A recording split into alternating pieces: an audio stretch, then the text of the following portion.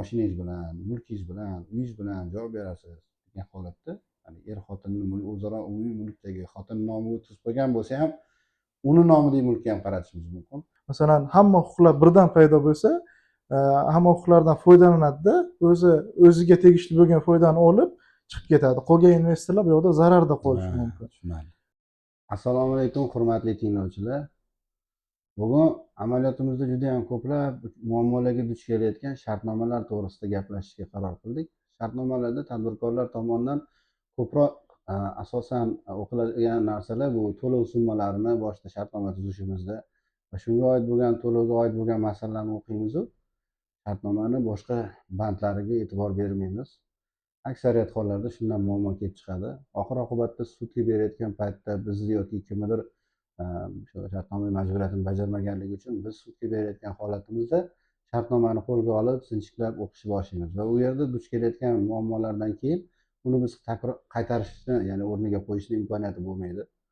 Shuning uchun ham biz tadbirkorlarimizni huquqiy madaniyatini bu borada oshirishga qaratilgan bugungi ko'rsatuvlarimizni tayyorladik.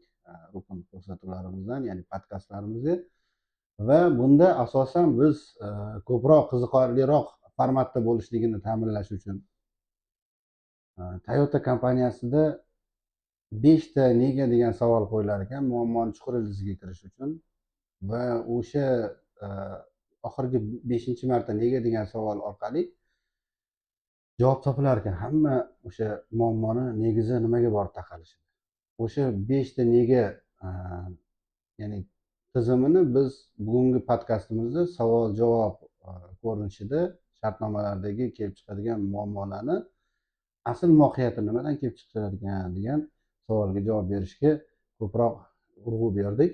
Bugungi shartnomalarni muhokamasini aynan shu shartnomalarga kontrakt menejment deymiz, ya'ni shartnomalarni boshqaruv tizimiga ko'proq ixtisoslashgan mutaxassisimiz, xorijiy davlatlarda ilmiy amaliy almashinuv dasturlari asosida o'qib kelgan, ilmiy tadqiqotlar, ilmiy faoliyat bilan shug'ullanib kelgan xodimimiz Elyorbek Saidov bilan advokat maqomida hozir bizda faoliyat yuritadilar. Suhbat qurishni lozim ko'rdik. Assalomu alaykum, hurmatli tinglovchilar. Assalomu alaykum Abdulloh aka. Juda o'rinli aytib o'tdingiz. Bizda odatda shartnomada faqatgina to'lov munosabatlariga e'tibor beriladi-da, tovar spesifikatsiyasiga e'tibor qaratiladi-da, lekin ba'zida undan-da muhimroq ahamiyat kasb etadigan nizolarni hal qilish tartibi yoki tovar oldi-sotdisida tovar oldi-sotdi oldi berdisini amalga oshirish tartibi yoki xizmatlar ko'rsatishda xizmatlar ko'rsatish tartibi aynan detallarda qanaqa amalga oshirilishi va qanday muddatlarda amalga oshirilishi, shunga o'xshagan to'lov va spesifikatsiyadan tashqari bo'lgan juda muhim qoidalar nazardan chetda qoldiriladi. Ushbu podkastimizda ushbu jihatlarga e'tibor berishga harakat qildik. Xususan olib qaraganda yaqinda bir keys bo'ldi. Bino inshoot ijarasi yuzasidan kelib chiqqan nizo bo'yicha. Bino inshoot ijarasi shartnomasida eng muhim ahamiyat kasb etuvchi asosiy shartlar bu shartnoma predmeti va to'lov sharti hisoblanadi. Shunda to'lov sharti bizning shartnomada haqiqiy emas statusga tushib qolgandi. Biz ijaraga beruvchi taraf edik va uni haqiqiy emas deb topishimiz kerak edi shartnomani. Ushbu zarurat yuzaga kelgan vaqtda biz shartnomadagi ijara haqi to'g'risidagi normani haqiqiy emas deb topish to'g'risida da'vo ariza yozdik, asoslantirdik va shu sabab ijaraga oluvchi taraf sudga taqdim etilgan mazkur da'vo arizasidan qo'rqdida, shartnoma haqiqiy emas deb topilishi va uni oqibatlari unga zararli bo'lishidan qo'rqdida, biz bilan mediativ kelishuv tuzish orqali muammoni yopdi. Va bizda bu keysda biz yutib chiqdik, lekin bu yoqda biz tomonga plyus bo'lgan bo'lsa ham, umumiy bizni tadbirkorlardagi shartnomaga bo'lgan munosabatni tahlil qilmoqchi edim bu joyda. Ya'ni nega o'zi bu kelib chiqdi? Birinchi sabab. Sababi o'sha O'zbekiston qonunchiligi именно o'sha bino inshoot ijarasi shartnomasi doirasida aynan qaysi jihatlarga e'tibor berish kerakligi o'rganilmagan.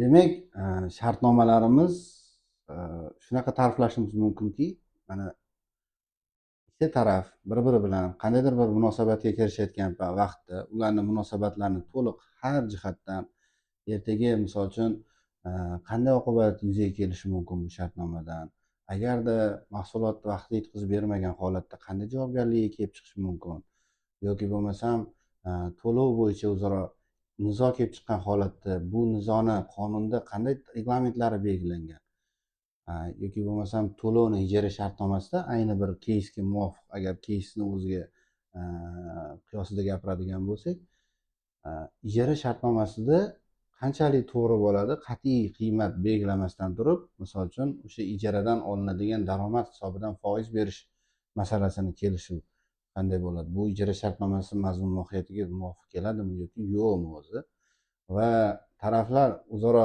kelishdi, hamma narsa yaxshi, lekin bir kun keladida bir qanaqadir ham o'rtada dilxiralik bilan bo'lsin yoki bo'lmasam rahbarlar o'rtasida qandaydir bir kichkina muammoni sababidan o'sha shartnomada yoki bo'lmasam ijarachi ijara to'lovlarini oshirmoqchi bo'lib qoladi. Ya'ni unga misol uchun 5 yillik bo'lsa ham, hali ko'pchilik tadbirkorlarimizda bo'layotgan muammo shundaki, ijaraga joy olishadi, undan keyin unga 3 yillik shartnoma imzolashadi.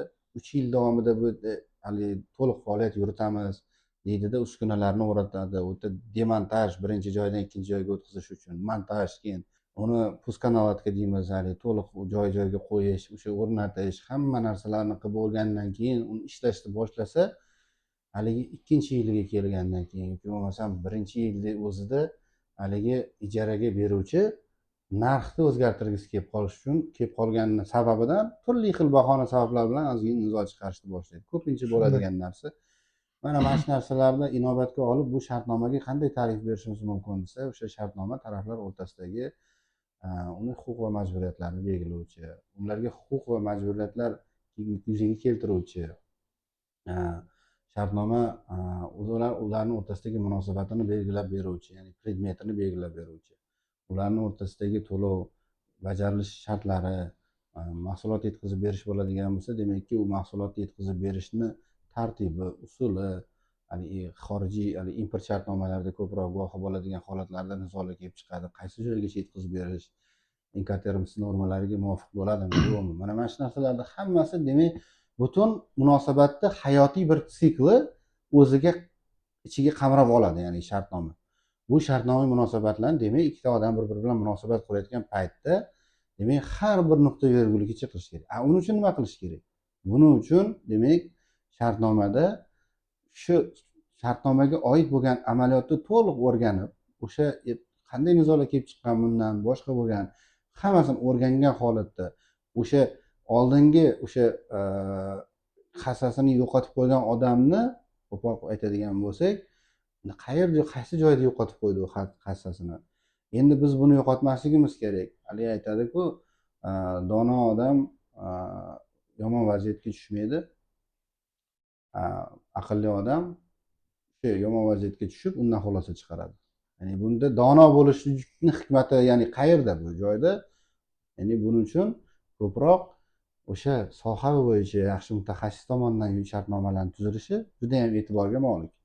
Shuning uchun bugungi hozirgi mana shu hozirgi aytib o'tgan keysingizda bu juda ham katta ikkita O'zbekistonda nufuzli bo'lgan kompaniyalar o'rtasida bitta kompaniya retail kompaniyasi bo'ldi va retail kompaniyasini juda yaxshi bilasizlar. Endi u retail kompaniyasi haligi hajmini juda yaxshi bilasizlar, chunki uni ishlagandagi qo'yiladigan xolodilniklar, uni o'rnatiladigan uskunalar, uni joylashgan joyi, ertagi infrastrukturani tuzilmalarni tashkil qilish, u yerga odamlarni oqimini olib kelish masalalari, Adaptatsiya. adaptatsiya qilish, u shuncha Hmm. odam kelishi kerak, uni lokatsiyalarni Shunday. muhimligi jihati.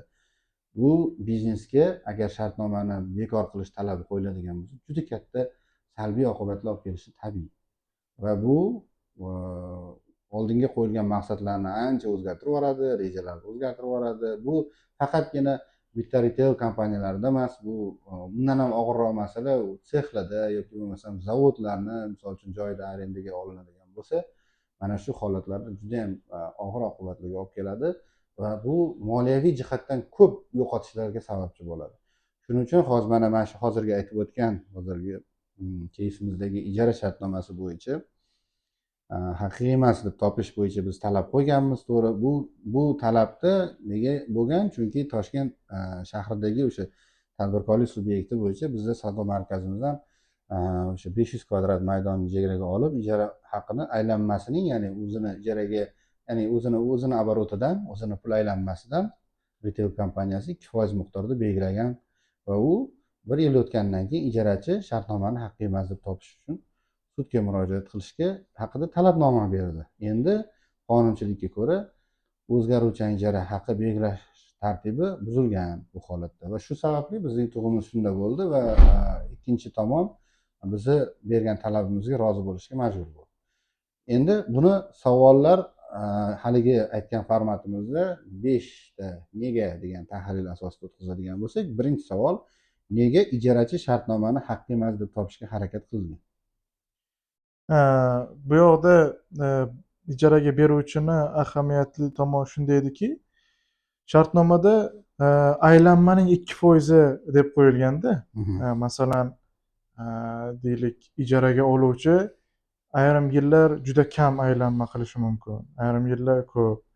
Bu stabil daromad kutayotgan tadbirkor uchun katta yo'qotish bo'lishi mumkin. O'sha uchun ketma-ket yillar mobaynida ijaraga beruvchi ijaraga oluvchini juda kam aylanma qilayotgani sababli moliyaviy jihatdan aziyat chekib, o'zini tadbirkorlik faoliyati uchun ancha qiyin moliyaviy holatga tushib qolgan. Shu sabab shartnomani haqiqiy emas deb topishdan u manfaatdor edi. Ya'ni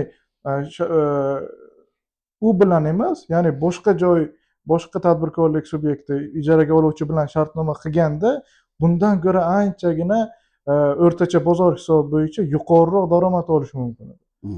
Shu sabab shartnomani haqiqiy emas deb topish zarurati yuzaga keldi.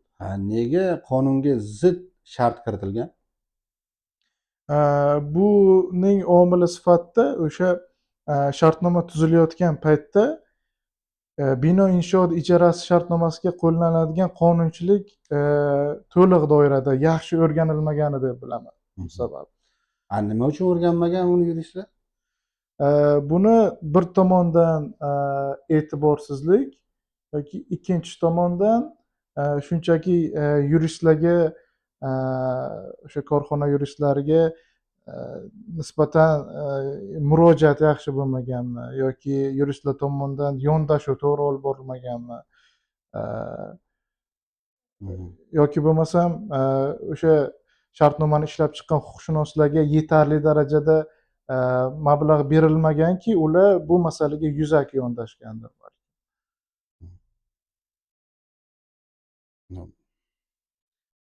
Nima uchun bunday mexanizmlar yo'lga qo'yilmagan? Ya'niki huquqiy xatarlarni baholash mexanizmlari, bitta risklar yo'lga qo'yilmasligi nima sababdan? Bu holatda biznes egasi, odatda bizda biznes egalari o'sha yuqorida aytilganidek faqatgina narx va shartnoma predmetiga eng asosiy joylariga e'tibor qaratishadida, shartnomada masalan O'zbekiston qonunchiligi bo'yicha shartnomada nimalarga e'tibor berish kerak o'zi, qanaqa holatlarda tadbirkorlik subyektiga nisbatan juda og'ir oqibatlar kelib chiqishi mumkin yoki boshqa huquqiy instrumentlar chuqur o'rganilmaydi. Demak, bizga muammo ma'lum, nima uchun bunaqa muammo bo'lganligi. Demak, endi uni keysi natijasida demak ular haligi ijaraga oluvchi biz bilan kelishuv qilishga majbur bo'ldi. Endi bu yerdagi mohiyat nuqtai nazaridan agar yondashadigan bo'lsak, bu narsaga taraflar o'zgarganda ham bitta ijara shartnomasiga oid bo'lgan talablardan bittasi shuki, ijara to'g'risidagi qonunda ham bor, fuqarolik kodeksida ham bu moddalar, bu normalar yoritilgan. Ya'ni agar mulkdor o'zgargan taqdirda ijara shartnomasining shartlari keyingi mulkdorga nisbatan ham ijaraga oluvchi uchun tatbiq qilinadi. Ya'ni ijaraga oluvchi o'sha shartnomani kuchida saqlab qolish yangi mulkdor bilan ham kuchida saqlab qolishni talab qilishi haqli, talab qilishga.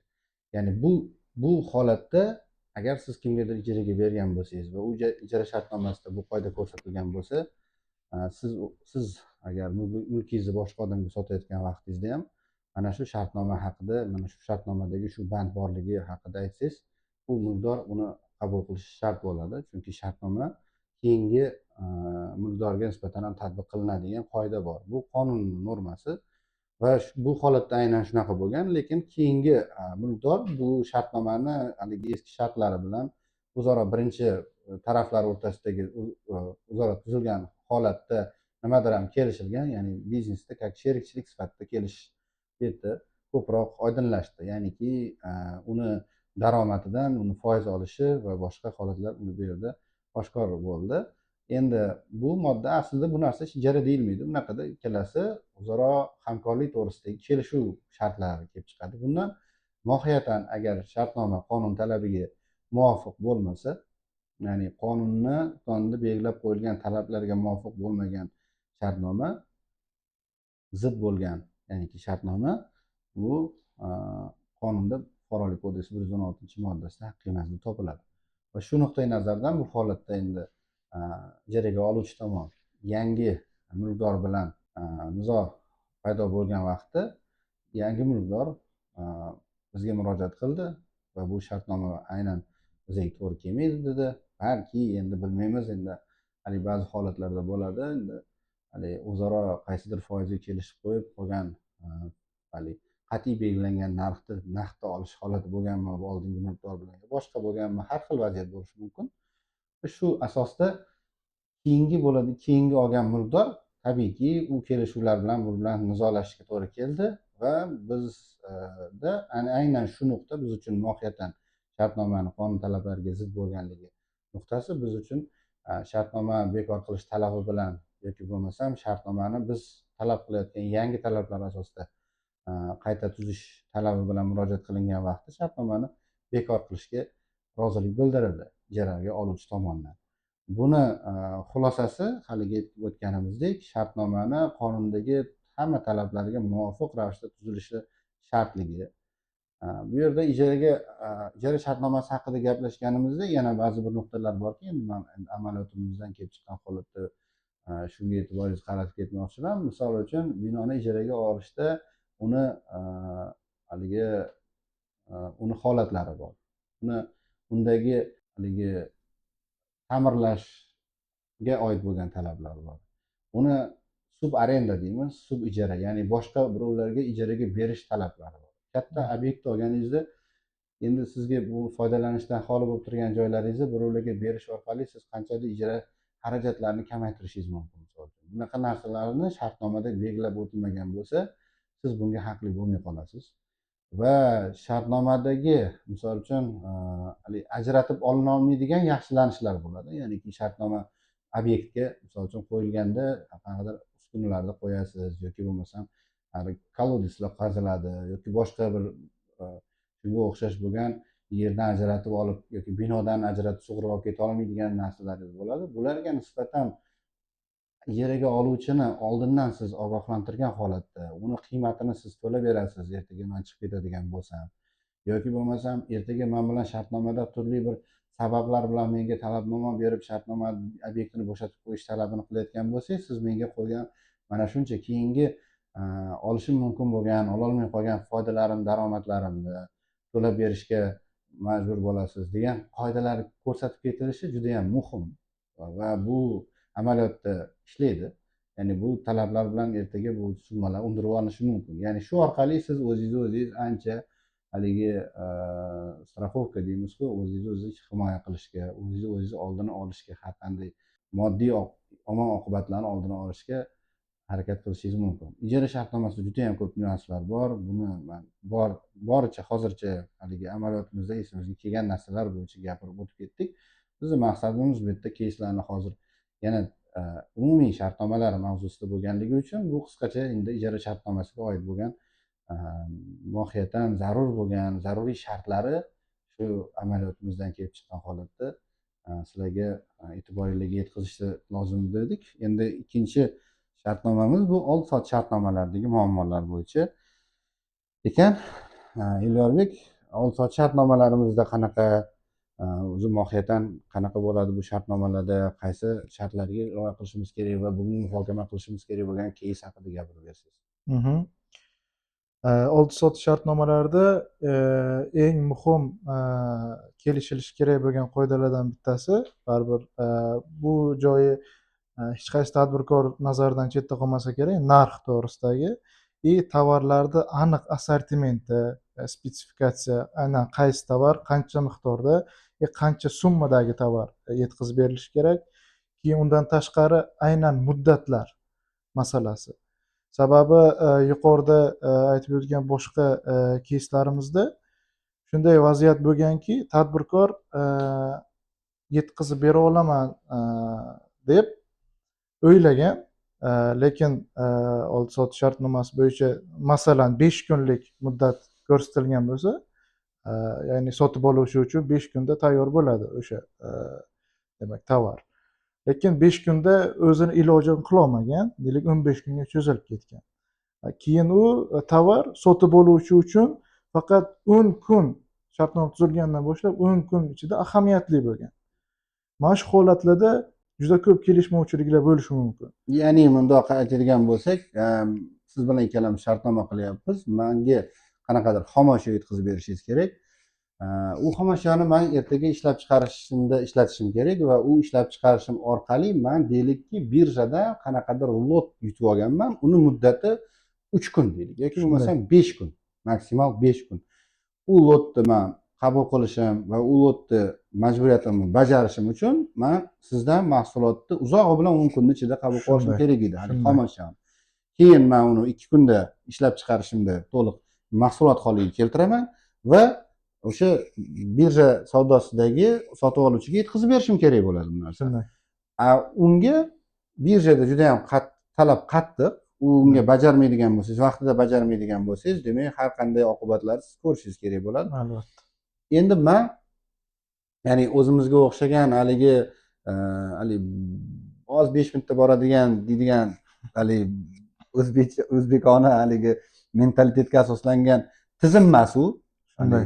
U qat'iy uni muddati bor albatta. O'sha muddatda hozir demak biza har qanday misol uchun oqibatni men sizdan 10 kun, 5 kun deb belgilab qo'yganman. Aynan shu narsani qat'iy belgilab qo'yganman shartnomamda. Mana shu shartnomadagi 5 kundan oshib ketdi. 10 kunda yetkazib beradigan bo'lsangiz ham men uni qabul qilmasligim mumkin. Yoki 10 kun 10-kun olsam ham bo'lardi, yetib olardim, lekin yetib ololmas ekanman. O'shaning uchun ham men sizdan uni qabul qilmasligim ham mumkin. Siz uni xomashyoyingiz agar hali eskiradigan yoki bo'lmasam tez buzilib ketadigan mahsulot xomashyo bo'ladigan bo'lsa, demak siz uni shundoq olib chiqib haligi utilizatsiyaga topshirishingizga to'g'ri keladi. To'g'rimi? Shunaqa mazmunda tushundim. Ya'ni bu muhim shart. Shunday. Ya'ni bu bilan nima demoqchiman? Tadbirkorlar diqqatiga shartnomada kelishiladigan eng asosiy majburiyatlarni, masalan, tovar yetkazib berishda yetkazib berish uchun muddatlar yoki shartlar aynan o'zi qodir bo'lgan darajada kelishish kerak. Shunchaki mana kontragentim shuni talab qilyapti deb emas, aynan o'zini imkoniyatlaridan kelib chiqqan holda o'sha shartnoma shartlarini belgilasa, shuncha o'ziga yengil bo'ladi va nizolar kelib chiqishini oldi olinadi. Men shu to'g'rida yana bir keysni aytib o'tmoqchi edim. Bu O'zbekistonda bo'lmagan, xorij keysi. Bitta juda katta kompaniya ya'ni suv tizimini, korxonada suv tizimini o'rnatib berish uchun mas'ul bo'lgan o'sha xizmat ko'rsatish shartnomasi imzolangan o'rtada boshqa kontragent bilan. Shartnomada kafolat muddati kelishilgan 20 yil. Odatda suv quvurlariga oid qoidalarda 5-6 yil normal holat hisoblanadi kafolat muddatini berish. Chunki odatda 5-6 yilga ham bormaydi. Lekin shartnomada o'sha 20 yillik muddat bo'rttirib ko'rsatilgan va kontragent tomonidan ham shu talab qilingan. Ya'ni 20 yilga kafolat bera olsanggina men bilan shartnomaga kirish va xizmat ko'rsat deyilgan. Shu holatda 20 yillik demak kafolat bergan shartnoma bo'yicha. Keyinchalik nizo kelib chiqqan 2 yilda o'sha quvurlar malfunction deydi, ya'ni teshilib yoki o'sha xizmat muddatini o'tash imkoniyatini boy bergan 2 yilda. Shu borada keyin kontragent sudga murojaat qilgan, ya'ni shartnomada biz umumiy odat normalariga e'tibor bermaganmiz, ya'ni 20 yillik kafolat muddati asosiy kelishuv sharti edi deb sudga da'vo qilib chiqqan. Shunda sud bu da'voni qanoatlantirgan va xizmat ko'rsatuvchi yuridik shaxsga 25 million dollar miqdoridagi majburiyat yuklagan. Ya'ni o'sha suv quvur tizimini yana bir boshdan qurib berishga majbur bo'lgan. O'sha uchun tadbirkorlar o'z imkoniyati darajasida shartnomadagi shartlarni kelishsa, keyinchalik kutilmagan zararlarga duchor bo'lmaydi demoqchiman. Endi bizda haligi hamisha pul yetishmovchiligi mavjud muammo. Kassaviy razriflar deymiz, boshqa narsalar deymiz. Endi biz ham tan olish kerak, O'zbekistonda pul aylanmasi ham unchalik katta emas. Buni xorijiy davlatlar qaraydigan bo'lsak, misol uchun Amerikadan ko'ra bir 50-60 baravar, 100 baravargacha chiqadi vazni, haligi pul aylanmasi kamligi, bu оборачиваемость deymiz.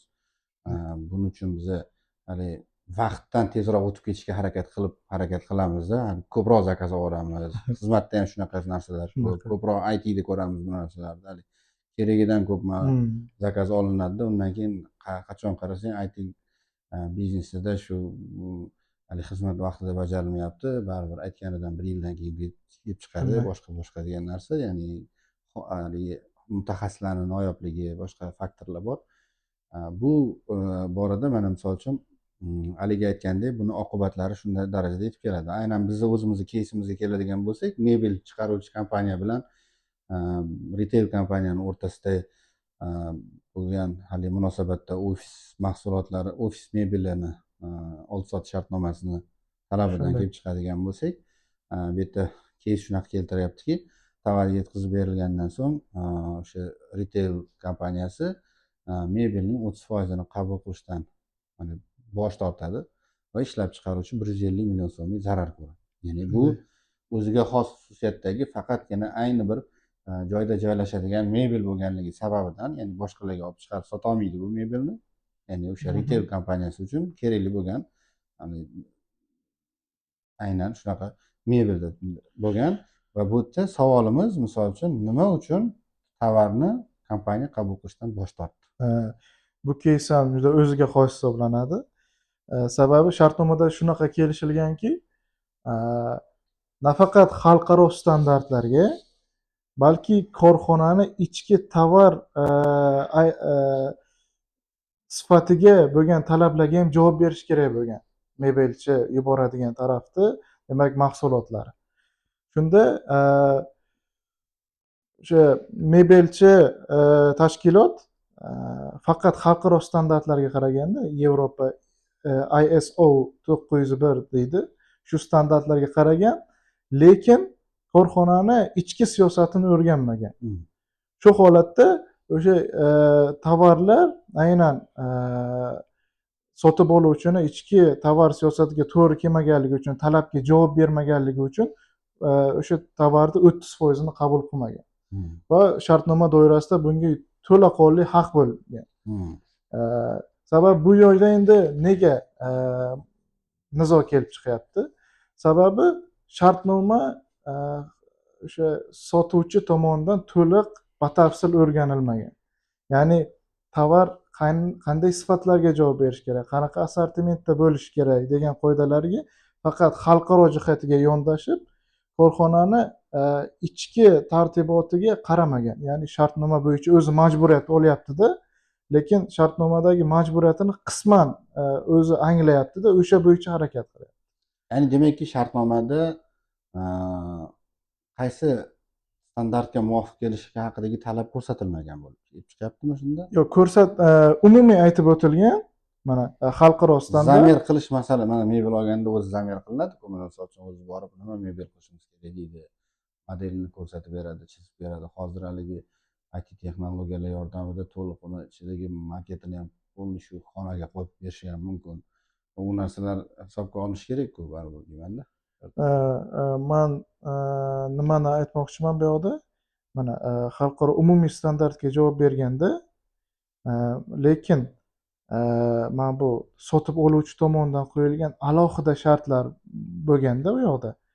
Namligi, shunga o'xshash Shunaqa o'ziga xos shartlarga javob bermaganligi uchun tovar 30% qabul qilmagan. Va shu holatda u shartnomada ko'rsatib o'tilgan, umumiy bo'lsa-da ko'rsatib o'tilgan, lekin bu joyda sotuvchi mazkur majburiyatiga sovuqqonlik bilan qaragan va kutilmagan zararga duchor bo'lgan. Ya'ni oxirgi degan nega degan, nima uchun degan savolimizga bu jarayon o'rganilmagan, nima uchun deganda, demak shartnoma to'liq batafsil tadqiq qilinmagan, ya'ni huquqshunoslar tomonidan degan xulosaga kelyapmiz. Juda to'g'ri. Yirik savdo tarmoqlari korporativ mijoz ishlaganda ularning ichki standartlariga asosan sifat standartlari, mahsulot qabul qilish tartibi, vazni bo'yicha cheklovlarni oldindan aniq o'rganib chiqish kerak. Bu tavsiya etiladi, chunki bu kompaniyalarda aniq bir standartlarga muvofiq ishlaydi. Ularda standartlar juda ko'p. Hozirgi kunda standartlar, mana ISO'ning standartlarini o'zi butun dunyo bo'yicha tan olingan standartlar juda ham mukammal, juda ham hozir Bureau Veritas degan kompaniyalar bor, dunyo miqyosidagi standartlar bilan ishlaydigan. Ular standartlarni misol uchun to'liq olib internetdan ham olib o'rganish mumkin. O'zingizga xos bo'lgan tomonini o'rganishingiz kerak.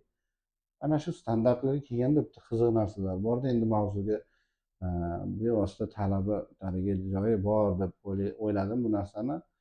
Misol uchun klinikaga borsangiz, sizga to'liq hamma analizni hammasi topshiradi. Hali cho'ntagingizda misol uchun yetarli bo'lgan mablag'ingiz bo'lmaydigan bo'lsa, jahlingiz chiqadi. Misol uchun nima kerak bor bunaqa hamma analizlar bilan? Keyin ani konsultatsiyaga kirib chiqasiz. Konsultatsiyaga kirib chiqqaningizdan keyin u yana qanaqadir analizlar aytadi. Undan keyin yana boshqasiga borasiz, yana u ham boshqa konsultant, yana shifokor, yana boshqasini aytadi. Xullas sizni to'liq chekap qildirishga harakat qilish bor gap, bo'ladigan narsalar misol uchun. Go'yoki sizni nazdingizda shu faqat hali sizni haligi pul chiqavergandan keyin qarz pul to'laverganingizdan keyin mani pulimni hammasini sizdirib olmoqchi bular degancha fikr kelib qoladi. Nimaga siz o'shanda standartini, ularni qanaqa standart bo'yicha o'zi qarash kerak sizga qaragan payt. Misol uchun ertaga borganingizdan keyin shifo topmay ketsangiz ham mumkin-da, ular uning uchun javob bermaydi. Misol uchun ular qaysi standart bo'yicha ishlash kerak shifokorlar, misol uchun klinikani o'zini standartlari qaysi? Vaholanki ichki standartlari ham bo'ladi va dunyoviy standartlar ham bor. Hozirgi kunda mana misol uchun Sog'liqni saqlash vazirligida tasdiqdan o'tgan standartlar bor klinika uchun. Sizni qanaqa kutib olishidan tortib, butun o'zi qaysi kasalligingiz bo'yicha qanaqa qarashligi, qaysi narsalar, qaysi dorilargacha bo'ladigan hamma holatlarni bilib olishingiz mumkin. Mana shu standartlarni har bir fuqaro o'zi ham bilishi o'ta muhim. Standartlar hozir mana biz ham advokaturamizda ham standartni tashkil qilamiz. Advokatlik xizmatiga murojaat qilayotgan bo'lsangiz, jinoyat ishlari bo'yicha palatada tasdiqlangan standartlar mavjud. Jinoyat ishlari bo'yicha advokat. Vaholanki siz bilmaysiz-ku, qaysi standartlarga muvofiq sizga xizmat ko'rsatadi. Qaysi harakatlarni amalga oshirishga advokat majbur, qaysi harakatlarga majbur emas. Bevosita shartnoma tuzyapsiz siz. Hattoki shartnomani o'qib ham ko'rmaysiz, yo bo'lmasa o'qib ko'rgan taqdiringizda ham bitta bir qattiq bir natijaga erishganda qanaqa bo'ladi, erishmaganda qanaqa bo'ladi, qanaqa o'zi ishlarni amalga oshirish kerak o'zi. Siz uni bilmaysiz. Chunki siz mutaxassis emassiz. Buning uchun standartlar o'ta muhim. Har bir haligi tashkilotga borayotganingizda nafaqat tadbirkorlar, fuqarolar o'zlari ham misol uchun borayotgan paytda shu kasbga oid bo'lgan nimalarni talab qilishimga haqqim bor deyishlik o'ta muhim. Bu standart. Mana shu standartlarni tadbirkorlar misol uchun o'zaro ishlagan paytda bizda haligi o'rta kichik biznesda bunchalik ko'pchilik standartlar hisobga olinmaydi. Sifat standarti bo'ladi, ba'zi bir haligi gigiyena talablari bor, boshqa talablar bor, unga oid bo'lgan yoki misol uchun go'sht mahsulotlar ishlab chiqarishda bo'ladi standartlar. Hamma tashkilotlarning o'ziga xos standart sertifikatini berishadi. Lekin haligi aytgandek mebelda ishlab chiqarishda ichki standartlarning inobatga olinishi o'sha ko'proq yirik kompaniyalarga xos bo'lgan kompaniyalarni hayotiy siklida ko'proq qancha yiriklashgan sari ular byurokratlashaveradi, u yerda hujjatlar ko'payaveradi. Bu hujjatlarga tashqi tomoni muvofiq javob berish kerak bo'ladi. Bu shartnomalarda aniq ko'rsatiladi. E'tibor bergan bo'lsanglar, ko'pchilik retail kompaniyalarda ham mahsulotlarni borib topshirish uchun sizlar ularning shartnomani talablarini hammasini qabul qilishingiz kerak bo'ladi. Sizlar o'zgartirishga deyarli sizga yo'l bermaydi ham. Bu yerda bir unvonli shartnoma. Bu unvonli shartnomani ichida turli xil talablar qo'yilgan bo'ladi. Sababi o'sha tizim kompaniyada ishlaydigan ana shu shartnomalarga muvofiqlashtirilgan bo'ladi. Shuning uchun bular uchun juda ham muhim bu narsa va bunga e'tibor berishimiz kerak. Yana keyingi anaqaga o'tadigan bo'lsak, endi investitsion shartnomalar bor. Juda ham haligi qiziq jihatlari borda, mana hokimiyat bilan keys bo'lgan bizada investitsion majburiyatlarni bajarish sharti bilan shartnoma yer ajratish degan munosabatlar bo'lardi. 55-11 degan qaror bor edi. Bunga muvofiq misol uchun haligi shartnoma ham bor, investitsion shartnoma. Lekin investitsion shartnomadan keyin qaror chiqarib beriladi. Ba'zi bir qarorlarni ko'radigan bo'lsangiz, juda o'ta bir nimada ko'proq shartnoma to'g'risida gaplashyapmiz, lekin o'zaro munosabatlarni tadbirkor bilan hokimiyat organlarining o'zaro munosabatlarini bog'lovchi asosiy hujjat bu o'sha qarorda aks etadi. Qarorda shu investitsion majburiyatlarni bajarib bo'lgandan keyin unga yer ajratish masalasini muhokama qilish taklifi kiritilsin deb yozib qo'ygan. O'zi investitsion shartnoma bo'lsa, investitsion shartnomada kelishilgan bo'lsa hamma majburiyatlar, sen unga dedon qurib beraman yoki bo'lmasam kam ta'minlangan oilalarga uy qurib beradi, qanchadir ko'rayotgan uyini yarmini shunga beradi, qolgan qismini o'zi tijorat maqsadida sotadi degan investitsion shartnoma bo'lar ekanu, lekin u shartnomani bajargandan keyin talablarini hokimiyat uni ko'rib chiqar ekan, uni muhokama qilib chiqar ekan, u narsani taklif kiritilgandan keyin muhokama qilgandan keyin unga rad javobini ham tabiiyki berish mumkin-da, ha degan javob muhokama qildi degan narsa. Bunaqa keys bo'lgan bizda, bu keysda biz tadbirkor foydasiga 10 milliard so'm pulni hokimiyatdan undirish qarorini chiqartirganmiz. Bu yerda bundan tashqari ham shunaqa investitsion shartnoma Avstraliyaning kompaniyasi bilan investitsion shartnoma bo'ldi. Bu shartnomada ham juda ham haligi nozik jihatlari ko'p bo'ldi, nizoli masalalar juda ham ko'p bo'ldi. Endi investitsion shartnomalar ko'proq davlat hokimiyat organlari bilan oldingi holatlarda ko'proq tuzilardi. Hozirgi kunda yerlar auksion boshqa bo'ldi. Endi investitsion majburiyati evaziga qilish degan narsalar o'rin boshqa holatlarda bor. Ayrim holatlarda chiqadigan investitsiya faqatgina hokimiyat bilan emas, investitsiya majburiyati, ya'niki tadbirkor bilan tadbirkor o'rtasida ham investitsiya shartnomalari ko'p yuzaga keladi. Mana endi hozir Samarqand viloyatidagi IT startap 1 milliard so'm tashqi investitsiya jalb qiladi va 30% ulushini investorga beradi. Kompaniya muvaffaqiyatli faoliyat ko'rsatgan bo'lsa ham 1 yildan so'ng investor va asoschilar o'rtasida jiddiy nizo kelib chiqdi.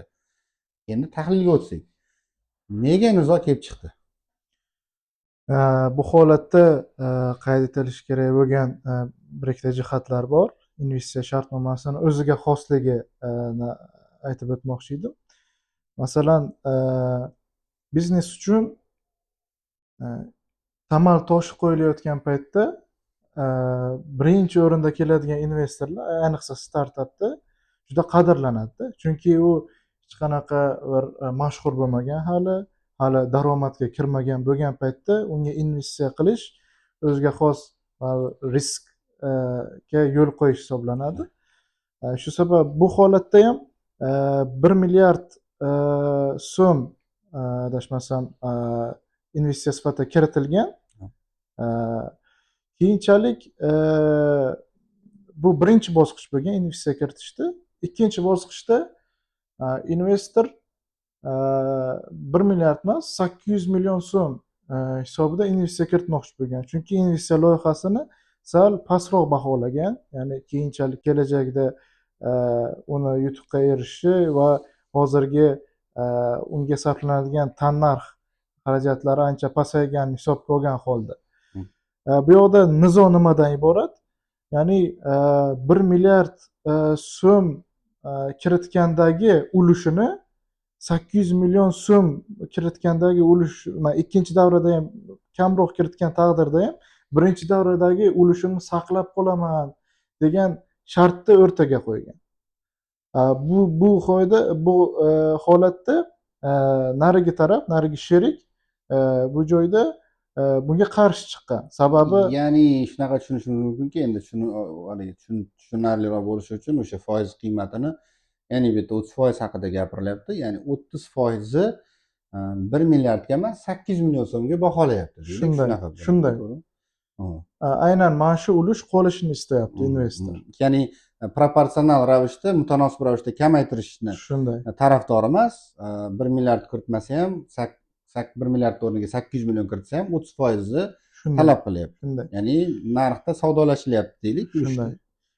Aynan shunga aloqador qoida shartnomaga kiritilmaganligi uchun, umuman tag-tugi bilan bo'lmaganligi uchun mazkur nizo kelib chiqyapti. Endi bu ingliz huquqida anti-dilution deyiladi. Ya'ni nisbatan keyingi etapda nisbatan kamroq summa kiritsa ham o'sha ulushni saqlab qolish huquqi. Aynan saqlab qola oladimi? Bu biznes xarakteristikasidan kelib chiqiladida. Saqlab masalan qola olmasa kamaytiriladimi yoki o'sha holatda qoladimi? Bu oldindan kelishilishi kerak bo'lgan qoida hisoblanadi. Shu sabab bu qoida tag-tugi bilan mavjud bo'lmaganligi tufayli mazkur kelishmovchilik kelib chiqqan. Nima uchun belgilanmagan u tartib aniq? Bu tartib belgilanmaganligining sababi o'sha investitsion munosabatga kirishilayotganda odatda og'zaki kelishuvlar, ya'ni ingliz huquqida gentlemanlik kelishuvi deydi. Gentlemanlik kelishuvida kelishilgan keyinchalik kamaytirilmaydi degan qoida, lekin shartnomada nazarda tutilmagan. Ya'ni shartnomada aks etmagan og'zaki kelishuv bo'lgan.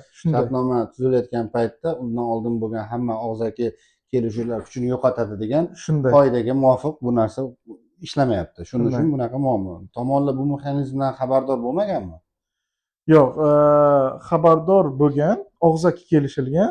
O'sha aynan yozma kelishuvga kiritilmaganligi buni demak, ya'ni nima uchun? Nima uchun? Sababi kontragent bilan yoki investor bilan o'zaro ishonch. Masalan, ayrim munosabatlar o'zaro ishonch ustiga quriladi. Lekin keyinchalik aynan shu munosabatga bevosita duch kelinganda kelishmay qolinadi. Shu sababli har qanday og'zaki kelishuv yozma shartnomada aks ettirilishi kerak degan saboq yuzaga keladi-da bu joyda.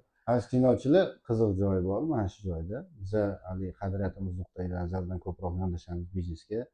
Bir-birimizga ishonch bo'lmaydigan bo'lsa, qanaqa qilib biz ishlashimiz mumkin deymiz. Hali qiziq narsa, hattoki mana misol uchun ko'proq musulmon biznesmenlar, ko'proq shu musulmonchilik qadriyatidan kelib chiqqan holatda yondashiladigan bo'lsa ham, hattoki dinimizda ham mavjud o'rtangizdagi ahdlarni yozib qo'yinglar deydi. Ya'ni bu menimcha bu yerda narsaga hayronman. Mana ko'pincha bizada madaniyatimiz shunaqa shakllanganda, ishonch asosida ketaveramiz narsalarni. Lekin men islom moliyasi bilan ancha qiziqdim. Uncha buni o'qidim, ichiga kirdim, ancha ta'lim oldik ustozlardan. Bu bo'yicha men mutaxassis emasman, lekin Bu islom moliyasi bo'yicha qilinadigan shartnomalarda, islom moliyasi shartnomalarida bizdagi shartnomalar mana haligi yurist bo'lib biza ko'ramiz 5 varoli, ko'p bo'lsa 10 varoli, 20 varoli, endi 30 varol o'rtacha bo'lishi mumkin. Eng yaxshi shartnomalar nisbiy olganimizda endi bundan ko'proq bo'ladi-yu, endi kamroq bo'ladi, kam holatda bu ko'p varoli shartnomalar tuziladi. Islom moliyasi bo'yicha qilinadigan shartnomalarda shunaqa batafsil fikr-chiqirlarigacha yoziladi hamma narsada. Misol uchun haligi mana bunaqa bo'lib qolgan holatda nima bo'ladi, bir tomon o'tib qolsa qanaqa bo'ladi degan shartlargacha.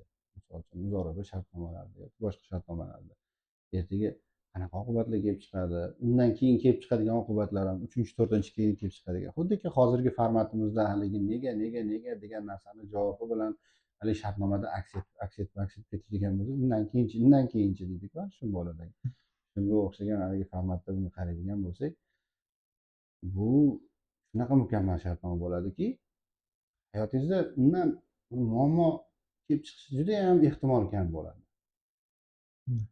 Qachonki siz ishimizni rejalashtiramiz-ku, mana haftalik, oylik reja deymiz biznesda yoki kvartalniy, undan keyin yillik, 5 yillik istiqbolli rejalar. Nima uchun qilinadi? Chunki navigatorda bu. Navigatorni, mashinangizni navigatorga qo'ysangiz, keyin bemalol hayolingizni buzmasdan to'g'ri qarab ketaverasiz. Navigator o'zi gapirib ketaverasiz. Shartnomada ham shunaqa, haligi ko'chalardagi pereyonklar hammasini gapirib turadigan narsa sizga navigator qilib belgilab qo'yilsa, hamma narsa oldindan. Buni tabiiyki, bu narsani endi haligi chuqurlarga tushib ko'rgan yoki bo'lmasam kimnidir ham holatidagi chuqurdan chiqishiga yordam berib yurgan yoki bo'lmasam o'sha o'zingiz bevosita agar shu narsaga agar ilmingiz yetadigan bo'lsa, tabiiy ko'pchilikniki yetadi, shartnomalar ko'proq hayotda olinadi. Sud amaliyotini tiklab ko'rishingiz lozim bo'ladi bu narsa uchun. Qanaqa holatlarda bizni shartnomamizga o'xshagan holatda ko'proq muammolarga duch kelgan ekan desa, mana shu holatlarda. Demak, buni shartnomada aks ettirish kerak. Shuning uchun ham yuristlar kerak bo'ladi, shuning uchun ham yuristlar sizga haligi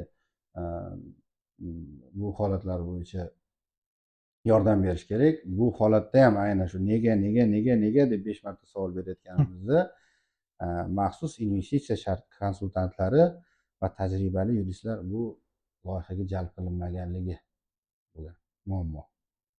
Ya'ni ikkita tomon o'zaro jentelmenskiy, hali Elyorbek aytmoqchi, соглашение deydi. Bizada hali o'zbek tilida ham bor bu narsa, jentelmenlik bitimi qilamiz deydi.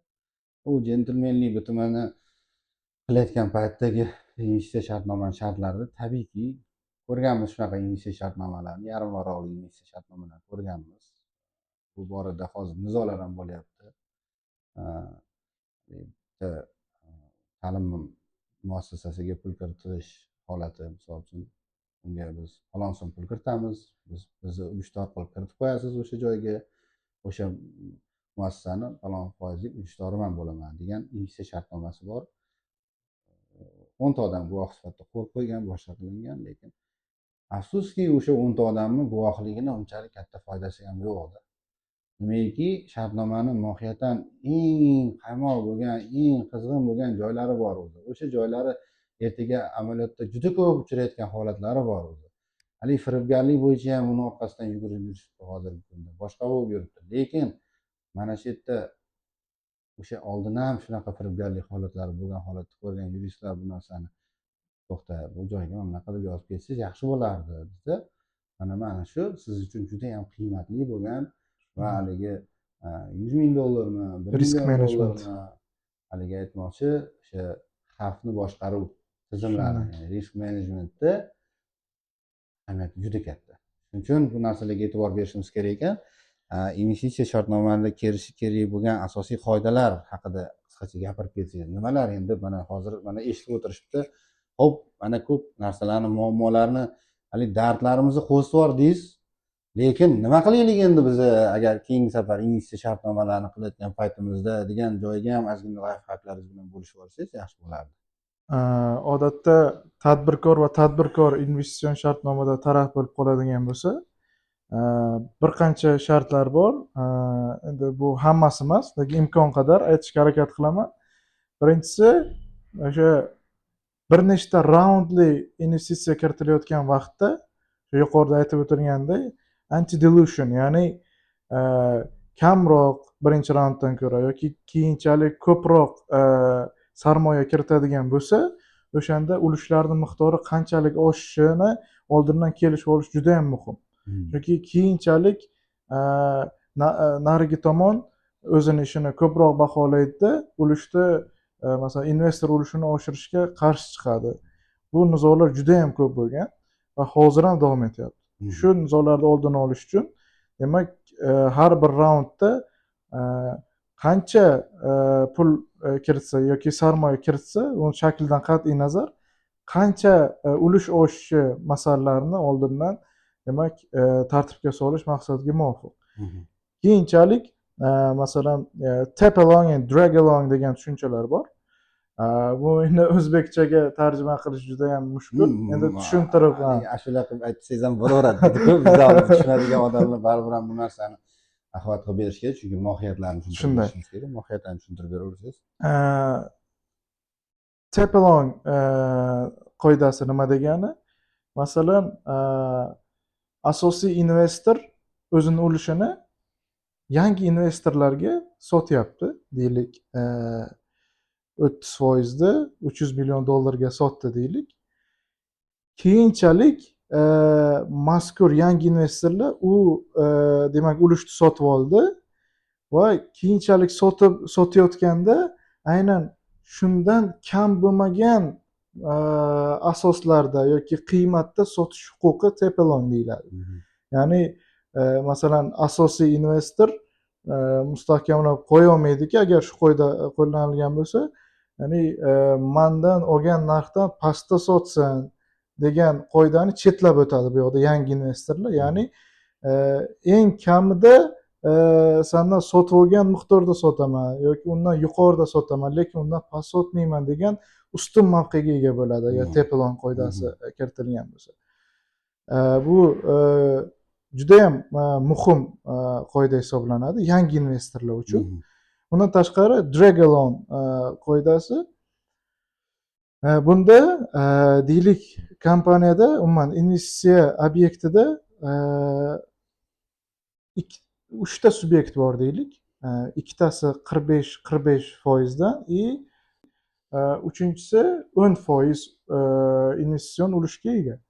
Bu holatda agar 10%lik ulushga ega investor bu yoqda o'z majburiyatlarini bajarmasa deylik yoki kiritilishi kerak bo'lgan sarmoyani kiritmasa yoki investitsiya obyektiga o'zidan kutilayotgan hissani qaysi shaklda bo'lishidan qat'iy nazar kiritmasa, qolgan kattaroq investorlarni uni ulushini majburan sotib olish huquqini kiritish. Bu juda ham muhim hisoblanadi, chunki investitsiya kelajagi uchun bu muhim. Chunki 10%lik investitsiya ulushiga ega bo'lgan demak investor o'zini xatti-harakatlarini bajarmasa, investitsiya proyekti inqirozga yuz tutishi mumkin-da. Mana shu narsani oldini olish uchun yuqori foizli investorlar aynan kichik foizlilarni sotib olishda ustun mavqega, ya'ni talab qo'ysa, rad eta olmaydi-da bu holatda. Mana shu qoidani ham kiritsa, bu juda ham maqsadga muvofiq hisoblanadi. Tugatish imtiyozi degan haligi nima bor ekan? Shunday. Tugatish imtiyozi nima haqida? Ya'ni investitsiya proyekti tugatilmoqchi. Lekin investor o'zi kiritgan dastlabki sarmoyani demak qanchadir miqdorda qaytib olishni u rejalashtirgan. Deylik masalan men 100 ming dollar kiritdim biznesga. Deylik 5 yil mobaynida u masalan yaxshi yurdi. Men o'rtada dividend ham olib turdim. Lekin men shunaqa kelishganmanki, biznes gurkirab ketdiki, men undan kiritgan sarmoyamni 5 barobar qilib qaytarib olish shartini kiritganman shartnomaga. Investitsion proyektga kiritganman. Ya'ni qat'iy bo'lish kerakmi bu shartnoma? Yo'q, mana daromad bo'lsa bo'lmasa o'sha 5 barobar pulimni qaytarib berasan degan shart bilan qo'yiladi bunaqa. Unaqa qo'yilishi ham mumkin. Unga masalan zid keladigan qoida yo'q. Bu va endi shar'iy agar islom moliyasi tizimi bo'yicha qiladigan bo'lsak buni qila olmaymiz shunday, tabiiy. ha, Lekin agar an'anaviy ketadigan bo'lsak demak qilish mumkin demak. shunday qilish mumkin. Hop. Bu holatda mana e'tibor beriladigan narsa, ya'ni kiritgan investitsiya mablag'ini qaytarib olib chiqib ketish, chiqish paytida anchagina foyda bilan chiqib ketish rejasi bo'ladigan bo'lsa, investorda mana bu qoidani kiritib qo'yish degan maqsadga muvofiq. Endi yana bittasi bor ekan, vesting schedule degani bor ekan, huquqlarni bosqichma-bosqich olish jadvali. Ya'ni cliff bilan vesting degan o'zi sheriklikdagi haligi aksionniy talablar bor. Ya'ni keyinchalik qanaqa qilibdir ulushga ega bo'lib qolish masalasida IT kompaniyalarda ko'proq qo'llaniladigan narsa yoki misol boshqa biznesda ham top menejerlarni saqlab qolish uchun bo'ladigan narsalardan bittasi bu shu vesting schedule. O'sha vesting schedule bu yerda hozir ko'radigan aynan bizani hozirgi o'sha investitsion shartnomalarga oid qismi nimadan iborat? Bu ya'ni bosqichma-bosqich olish jadvali, ya'ni investor asoschilardan asosiy xodimlar uchun kompaniyadagi ulushlarni vaqt davomida bosqichma-bosqich olish jadvali deb keltirilgan. Holatda nima asosiy diqqat markazida? Ya'ni asosiy investor biznesdan investitsiya obyektidan chiqib ketib qolmasligini ta'minlash uchun kutilmaganda unga bosqichma-bosqich qaysidir huquqlar berib boriladi. Bu degani investitsiya obyektini kelajakda inqirozga yuz tutmasligini oldini olish uchun, masalan, hamma huquqlar birdan paydo bo'lsa, hamma huquqlardan foydalanadida, o'ziga tegishli bo'lgan foydani olib chiqib ketadi. Qolgan investorlar bu yoqda zararda qolishi mumkin. O'sha uchun huquqlarni bosqichma-bosqich olib borsa, ham asosiy investorga foydali motivatsion olib boriladi. Undan tashqari uni boshqa investorlarni moddiy zararga qo'ymasdan investitsiya obyektini davom ettirish imkoniyati mustahkamlanadi. Keyingi anaqamiz ekan, bu board representation degan kuzatuv kengashidagi, ya'ni board bu asli o'zi o'sha kuzatuv kengashi. Shunday, ha. Representation vakillik, ya'ni kuzatuv kengashida vakillik qilish. Bu narsalar hozir ko'proq boardda bo'lish, mana korzinkada bu to'g'risida eshitamiz ko'proq. Korzinka misol uchun hozir board tizimini qo'llayapti. Dunyodan, chet eldan o'sha boardda bo'lgan o'sha kuzatuv kengashidagi sohaviy bo'lgan yetuk mutaxassislar bu narsani qaror berishadi va misol uchun u rahbariyat u qaror bilan kelishmaydigan bo'lsa, ziddiyatlar hammasi tartibga solingan va asosiy narsa o'sha kuzatuv kengashini bunga biznesda o'sha qo'shayotgan hissasiga qiymatan unga ulush to'lanishi, ya'ni biznesdan foydasidan o'sha anaqa daromadidan unga foyda berib borish tartibi tushunishim bo'yicha. Bunda qanaqa o'ziga xos xususiyatlari bor? Bunda ahamiyatlisi shundaki, masalan, odatda tadbirkorlar o'zaro investitsiya obyektida investor sifatida sherik bo'ladigan bo'lsa, umumiy investitsiya obyektini boshqarishda ma'lum bir shaxs, masalan, direktor tayinlab qo'yib qo'yadi-da. Masalan, board of directors o'zi bo'ladigan direktorlar kengashi o'shanga shuni tashlab qo'yadi, investitsiya obyekti umumiy talablar qo'yiladi. Masalan, 1 yil ichida mana shuncha daromadga chiqish kerak, foydaga chiqish kerak. Yoki masalan 5 yil ichida mana bu obyektlar amalga oshishi kerak deb umumiy talablar qo'yiladi-da, qolgan hammasini direktorlar kengashiga yuklab qo'yiladi. Bu yerda kuzatuv kengashida har bir investorning vakili bo'lishining nima foydasi bor? Bu direktorlar kengashi faoliyatini qanaqa olib boryapti? Masalan, 5 yillik muddat oxiriga kelganda o'sha halokat yoqasiga kelib qolgan bo'lishi mumkin-da, lekin taftish komissiyasida, kuzatuv kengashida investor vakili bo'lib tursa, u ma'lum bir muddat, masalan 3 oyda bir, 2 oyda bir uni nazorat qilib turadi. Direktorlar kengashi belgilangan maqsadlarga ergashyaptimi? Potensiali bormi, yo'qmi? Ya'ni investor nafaqat umumiy maqsadlar qo'yadi bu yoqda, balkim umumiy maqsadlarga erishilishini nazorat ham qilib boradi kuzatuv kengashiga vakil qo'yish orqali. Zo'r, Shu uchun bu instrument juda muhim. zo'r. Biza ko'proq mana nasiyada savdo qilish bilan ko'proq muammolarga duch kelamiz amaliyotimizda. Keyin qarz shartnomalari bilan bog'liq bo'lgan muammolar bor. Ko'proq manimcha shu hozir oladigan narsamiz biza manimcha nasiya savdosi bilan boshlasak, misol uchun nasiya savdoda bitta keys. Namangan shahridagi to'qimachilik mahsulotlar ishlab chiqaruvchi kompaniya uzoq muddat hamkorlik qilib kelgan xaridoriga 200 million so'mlik mahsulotni nasiyaga sotdi, lekin xaridor 80 million so'mlik qarzni qaytarmay qo'ydi. Nega tahlili? Birinchi nega xaridor qarzni qaytarmadi? Birinchidan, bu yoqda masalan tadbirkorlik faoliyatida har xil hodisalar bo'lishi mumkin. Bu yoqda Tavakkal. masalan zararga kirib qolgan bo'lsa yoki o'zi oldindan bo'lib turgan qarzdorligi mavjud bo'ladigan bo'lsa, bu majburiyatni kreditor oldida yopolmagan bo'lishi mumkin. Endi bu tarafda sotuvchini aybi nimada? Sotuvchi oldin bu kontragent bilan ishlab kelgan, ishonchli bo'lgan bu. Lekin birdan qarz yoqasiga kelib qolganda unga nasiyaga bergan, lekin uni to'lovga qobiliyati bormi, yo'qmi tekshirmagan. Nima uchun tekshirmagan? Sababi munosabatlar ishonch ustiga qurilgan. Ishonchda masalan deylik 10 yildan beri hamkor ishlayotgan demak korxonalar o'zaro baribir ishonch o'rtada bo'ladi.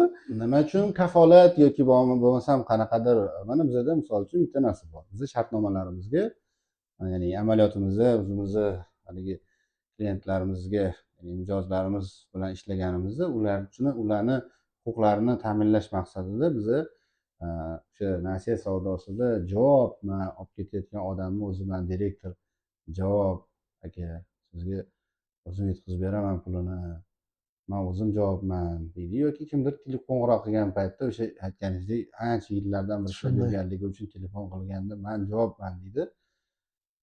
Biza o'sha javobni faqat og'zaki qoldirishni istamadikda. Biza shartnomamizda o'sha javob degan odamni o'zini familiyasini, ismini shartnomaga kiritib, agar mabodo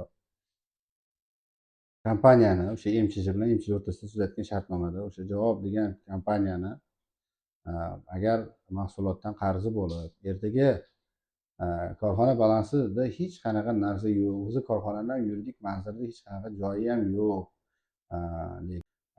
lekin bu yoqda hamma narsasi zo'r, javob beradigan odamni mulki ham yaxshi, boshqasi ham yaxshi bo'lganda sudlarda shunaqa muammolarga duch kelganmizki, bu odamni mulkiga undiruv qaratish imkoniyati bo'lmaganligi uchun shartnomada uni o'zini kafilligini belgilab ketganmiz. Shunday. Ya'ni kafolat o'sha javob degan odamni shaxsan o'zini mol mulki bilan korxonani mulki bo'lmagan taqdirda javob berishi to'g'risidagi talabni shartnomaga kiritib ketganmiz.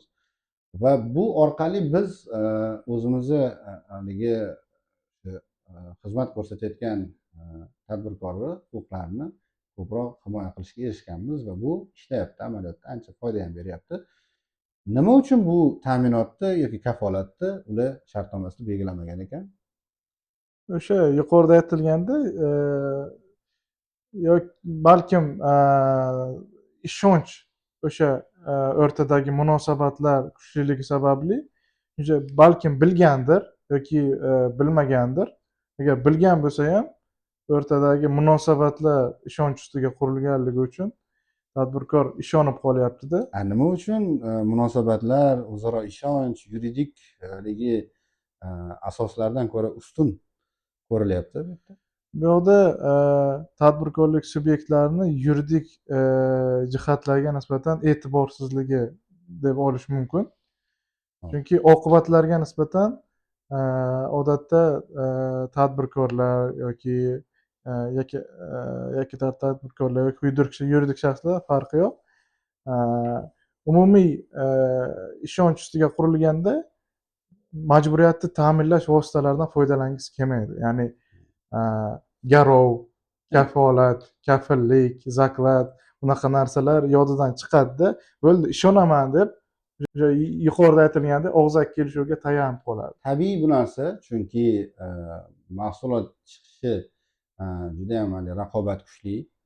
sizdan olmasa boshqasidan borib olishi Shunday, ha. mumkin. Siz klientingizni yo'qotgingiz kelmaydi. Bunaqa injiqligi ko'paygan bo'lardi deydi. Olmaydi misol uchun.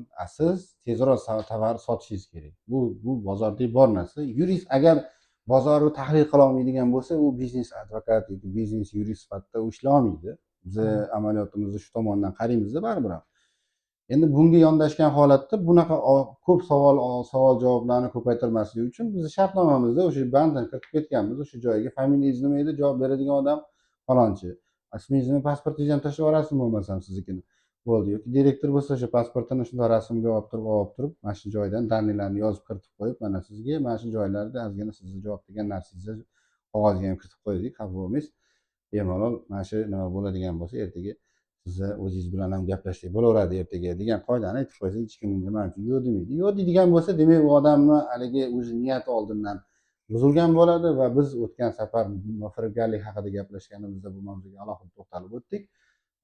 Niyat agar o'sha mahsulotni olishdan oldin uni qaytarmaslik bo'lsa va uni aldab o'sha pulni beraman deb turib mahsulot olgan bo'lsa, bu firibgarlik sifatida baholanishi mumkin. Lekin agar niyat undan keyin ahvol yaxshilanmay bo'lib qoldi, nimadir ham mahsulotni oldi-yu, uni sotdi-yu, endi pulini beradigan paytda nimagadir zarur bo'lib qoldi, undan keyin bo'ladigan bo'lsa, bu niyat o'zi firibgarlik sifatida baholanmas ekan. Va bu holatlar uchun yoki nafs o'ynab qolgan holatda ham baribir ham bu firibgarlik hisoblanmas ekan. Yoki bo'lmasa yengil mashina mingiz kelib qolgan holatda ham baribir firibgarlik hisoblanmas ekan. Qonun bo'yicha ham, plenum qarori bo'yicha ham yozilgan. Ya'ni bu holatlar uchun o'zingizni mashinangiz bilan, mulkingiz bilan, uyingiz bilan javob berasiz degan holatda, ya'ni er xotinni o'zaro umumiy mulkdagi xotin nomiga o'tkazib qo'ygan bo'lsa ham, uni nomidagi mulkka ham qaratishimiz mumkin.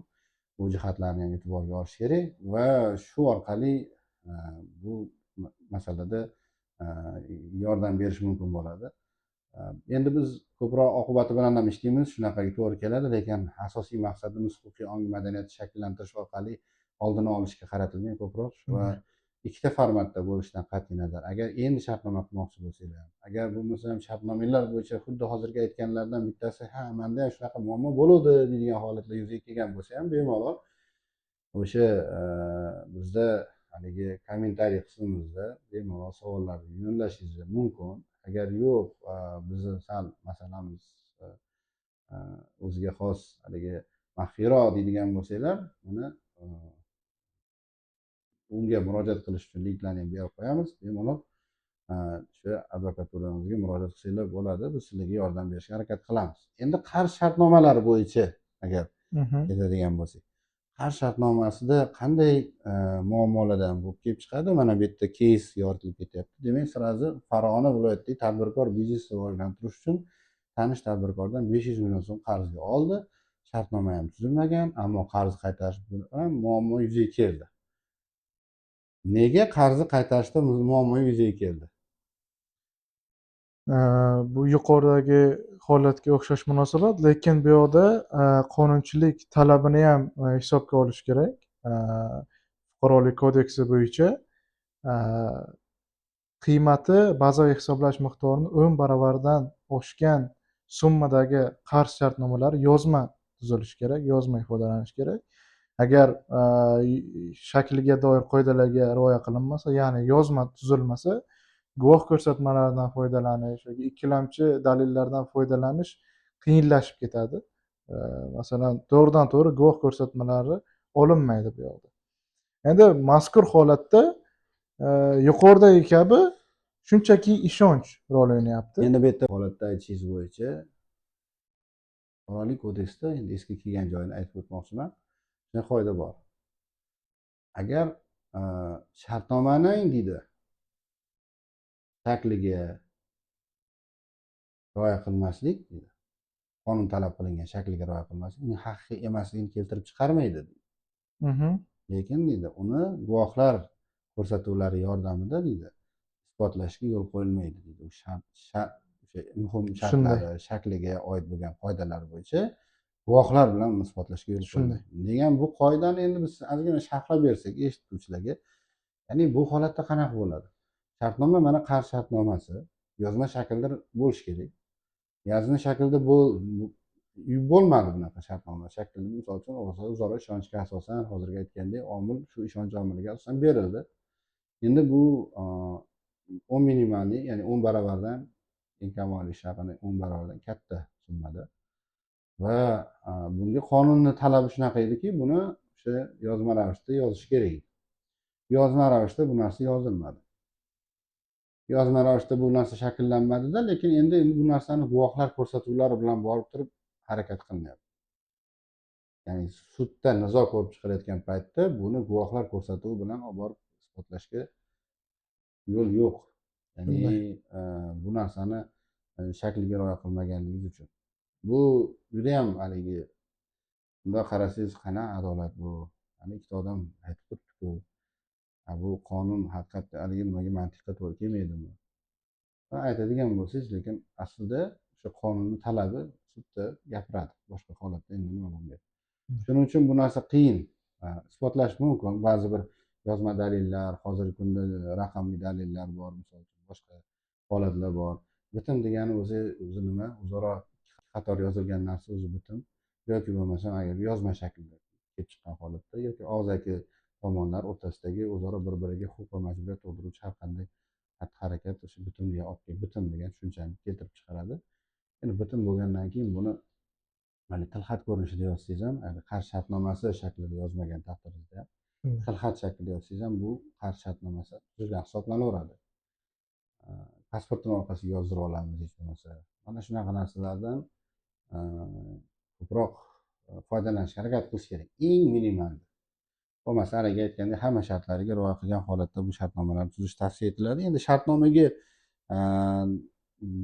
aynan shu savollar va aynan shu javoblarga ko'proq to'xtalyapmiz. Bu yerda ham nega qarz qaytarilmagandir, demak ishonch omil bo'lyapti va og'zaki kelishuv yetarli deb hisoblangan bo'lyapti va shartnoma tuzilmayapti, ta'minot ham tuzilmayapti. Haligi aytganimizdek kafolat ham yozilgani yo'q hech qanaqangi va demak shartnomaga nisbatan bu munosabat, ya'niki o'zaro munosabatimizni biz og'zaki tuzishga qaror qildik deydi va o'zlari og'zaki Shunday. qilmadi.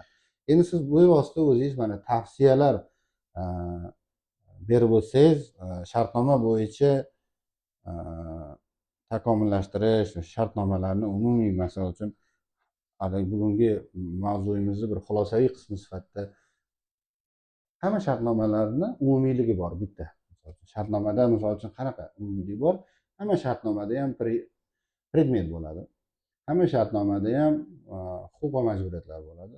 Hamma shartnomada ham tomonlarning javobgarligi bo'ladi. Hamma shartnomalarda ham nizolarni bartaraf etish choralari va nizolarni ko'rib chiqishi degan band bo'ladi. Va hamma shartnomalarda rekvizitlari bo'ladi tomonlarda. Mana endi u umumiy talablari bor shunaqa shartnomalarga. Endi bularni ichidagi qoidalar qanchalik mukammal, hayotiy, o'sha aynan shu shartnomadagi shartnoma endi bir munosabat bo'lganligi e'tiboridan ikkita tomonning o'rtasidagi qanaqadir bir sikl bu yerda o'tadi, hayotiy sikl o'tadi. Bu yerda mana shu narsani oldindan biz bir-birimizni belgilab qo'yishimiz kerak bo'ladi. Misol uchun har qanday holatda ham bir qoida asosida yashaymiz, baribir ham davlat bo'lgani bilan bu haqida munosabatda misol uchun qoida asosida yashaymiz. Yo'lda ketayotgan paytimizda yo'l harakat xavfsizlik qoidalariga rioya qilishimiz kerak bo'ladi. Ya'ni bu munosabatga kirishish uchun biz qoidalarga javob berishimiz kerak bo'ladi. Qoidalar bilan yurishimiz kerak bo'ladi. Xuddi shunga o'xshagan narsa bu ham. Shartnoma ham ikkita odam o'zaro munosabat qilyapti, demak, ular o'rtasidagi haligi munosabatda to'liq aks ettirib beruvchi qoidalar. Qarang qanchalik nimadagi haligi yo'l harakat xavfsizligi, yo'l harakat qoidalari bor. Qancha ko'p qoida bor. Buning uchun pravo olish uchun qancha o'qiymiz, boshqa shuncha qoidalarga rioya qilish kerak. Bu ham bir yo'l, hayotingizni bir umri. Kimni uchundir ham bizlarga hozirgi birinchi boshida aytib o'tganimizdek keysdagi haligi 2-3 oylik yuristlarda ishini talab qiladigan qisqa muddatli bo'lishi mumkin. Kim uchundir ham bu 5-6 yillik sudma-sud yuradigan nizoli yo'l bo'lsin. Buni hammasi o'zingizga bog'liq, o'ziga bog'liq. Buni hammasini nizoni oldini olish uchun madaniyatni huquqiy tomondan to'g'ri shakllantirishimiz kerak. O'zaro o'rtamizdagi munosabatni nuqtai nazaridan yondashayotgan holatdagi madaniyat tushunchasi ishlatyapman. Bu qoidalar asosida bo'ladi. Qoidalarni yozilgandan keyin mana shu yoqqa qarab, hozir sizni misol uchun gai yo'lda misol uchun remen taqmayotgan payti ko'rib qolsa bo'ldi, shtraf to'lab ketaveradi joyida. Bo'ldi, hech qanaqa gapirib lom-lom demaysiz, to'lab ketaverasiz. Qoidani shartnomada shunaqa belgilab qo'ysangiz, narigi tomoni hozirgi birinchi aytgan keysimizdagidek bo'ldi. Biza nizolashib o'tirmaymiz, bizga muddat bering, bo'ldi deb chiqib ketamiz deb chiqib ketishga to'g'ri keldi. Xuddi shunga o'xshagan sizda ham judayam haligi imkoniyatlar bor. Buni umumiy qoidalari sifatida mana Elyorbek bu narsa bo'yicha siz batafsil mana tushuntiradigan xulosalaringiz nuqtai nazaridan yondashib bu narsani gapirishingiz mumkin.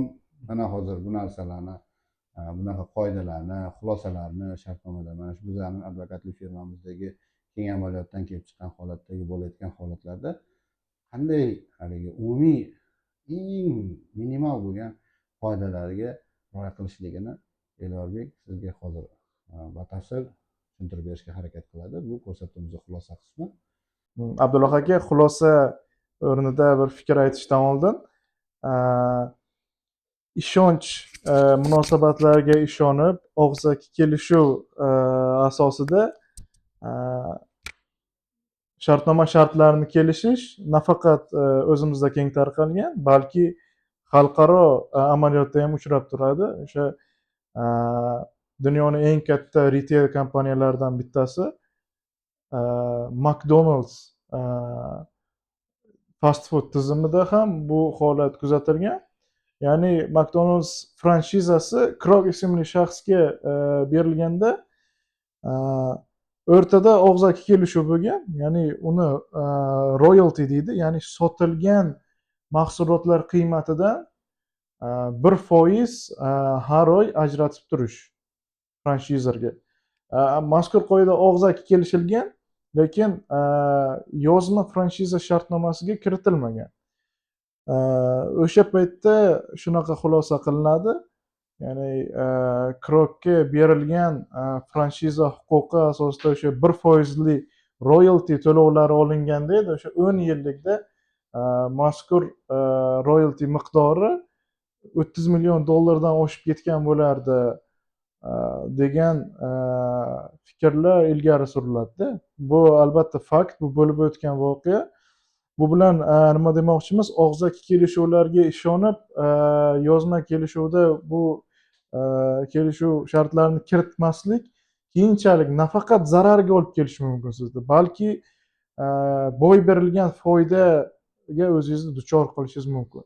Shu o'rinda mazkur tadbirkorlarga og'zaki kelishuvlarda doimo yozma shartnomaga tushirish lozimligi va uni ahamiyatini yana bir bor ta'kidlab o'tmoqchi edim. Endi xulosa o'rnida shuni aytish mumkinki, birinchi o'rinda qaysi shartnomaviy munosabatga kirishilishidan qat'iy nazar, O'zbekiston Respublikasi qonunchiligida yoki qaysi davlatda bo'lishidan qat'iy nazar, o'sha yerda o'sha shartnomaga oid qoidalar qanaqa tartibga solinganligi, uni shakliga, mazmuniga, asosiy shartlariga doir qoidalar qanday tarzda tartibga solinganligiga e'tibor berish lozim va shu qoidalar asosida shartnoma tuzilishi kerak. Ikkinchidan, men tadbirkorlarga buni yana bir bor umumiy ravishda ta'kidlamoqchi edim.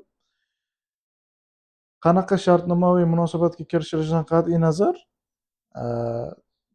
yetkazib berishmi, oldi sotdimi, xizmat ko'rsatishmi, ijarami, realizatsiya asosida komissiya shartnomasimi, qanaqa shartnoma bo'lishidan qat'iy nazar, tadbirkor yoki xizmat ko'rsatuvchi, sotuvchi taraf o'zini imkoniyatlaridan kelib chiqqan holda shartnoma shartlarini kelishishi kerak. Masalan, 10 kunda yetkazib bera oladimi, 10 kun deyish kerak, yoki masalan potensial yetkazib berish muddati yoki tayyorlash, xizmat ko'rsatish muddatidan 1,5x koeffitsiyentda. Ya'ni 10 kunda yetkaza olish, tayyorlay olishiga ko'z yetadigan bo'lsa, maksimal sug'urtasini ham olib qo'yib 15 kun deb belgilasa, nur ustiga alo nur bo'ladi. Bundan tashqari nizolarni hal etish tartibi nihoyatda muhim rol o'ynaydi.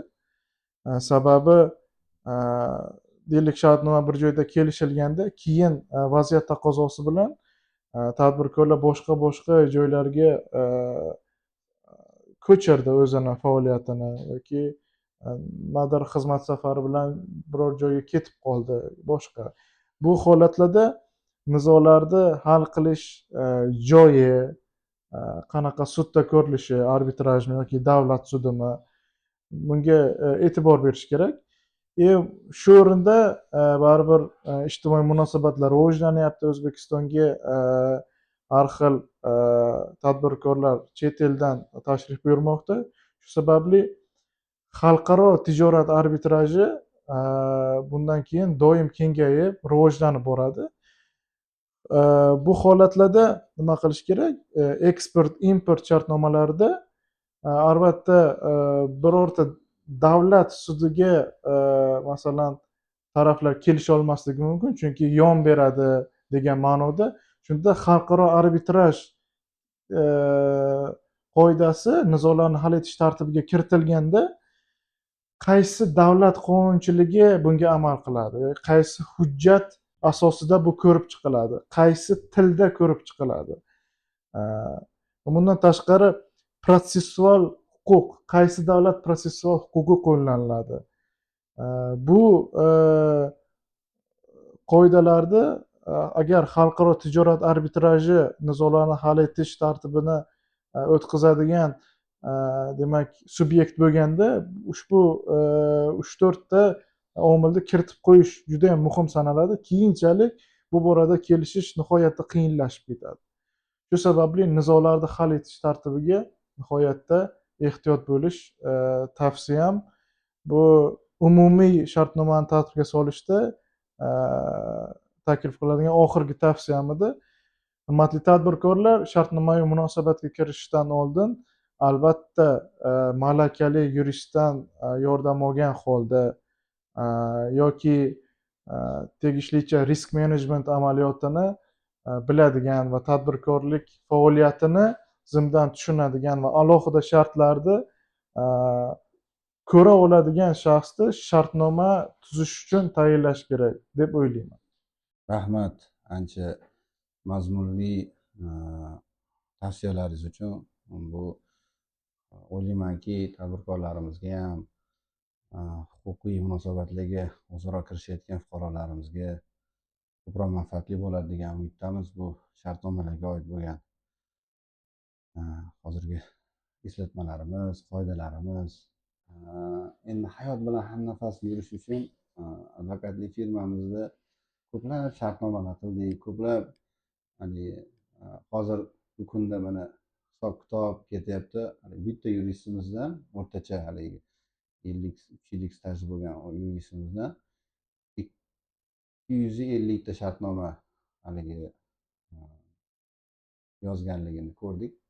Biz nima uchun buni qilyapmiz? Sababi Smartlex platformasini biz tashkillashtirganmiz.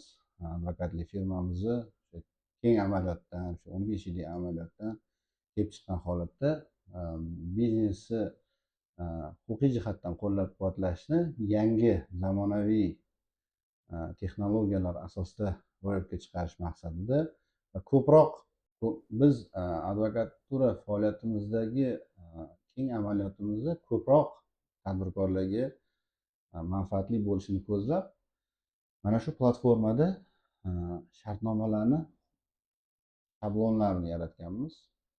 Advokatlik firmamizda tuzilgan shartnomalarni shablonlarini haligi aytib o'tganimizdek kafillik masalalari kiritilgan va har qanday mexanizmlarda sudlardan kimdir ham achchiq tajribasidan, kimdir muvaffaqiyatli bo'lgan tajribasidan kelib chiqqan holda yondashgan holatlarimizdan hammasini bitta platformaga joylab qulay shaklda tadbirkorlar, buxgalterlari yoki yuristlari, balkim amaliyoti kam bo'lgan yuristlar bordir, kimdir tadbirkorlarni, balki o'sha shartnomalar manfaatliroq bo'ladi degan mazmunda o'sha Smartlex platformasi orqali biza biznesni huquqiy jihatdan to'liq qamrab oladigan huquqiy himoya mexanizmimizni avtomatlashtirgan holatda hamma jabhalariga huquqiy yondashuv asosida shakllantirib bo'lingan, to'liq har bir blokka o'sha kamida shu 10tadan shabon hujjatlar asosida to'liq shakllantirilgan bir 80-100 ta hujjat, ya'ni chek-list qiladigan bo'lsangiz, ya'ni chekap deymizmi? Chekap qiladigan bo'lsangiz, o'sha chek-listda qancha hujjat bo'lishi kerak o'zi chek-listingizda.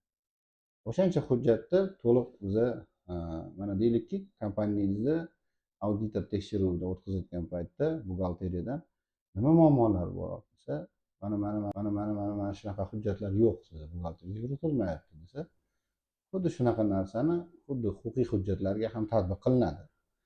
Va shartnomalaringizni bor shartnomangiz, lekin sifati qanday darajada uni, buni hammasini audit qilish orqali biza sizni sohangizga oid bo'lgan hujjatlarni platformaga sizga alohida kabinet ochib bergan holatda sizga to'liq uni kirish imkoniyatini yaratib beramiz va uni siz o'zingizni arxivingiz sifatida ishlatishingiz mumkin.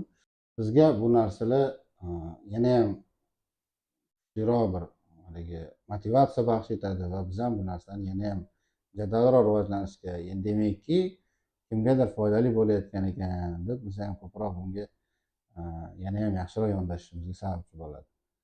Rahmat sizlarga e'tiboringlar uchun. Salomat bo'linglar. Hech qanaqa biznesinglarda xavf bo'lmasin, faqat daromadli kelsin va hech qanaqa chuqurlikka tushmasdan silliqqina, xotirjam biznesinglarni yurishingizni tilaymiz. Sog' bo'ling. Rahmat.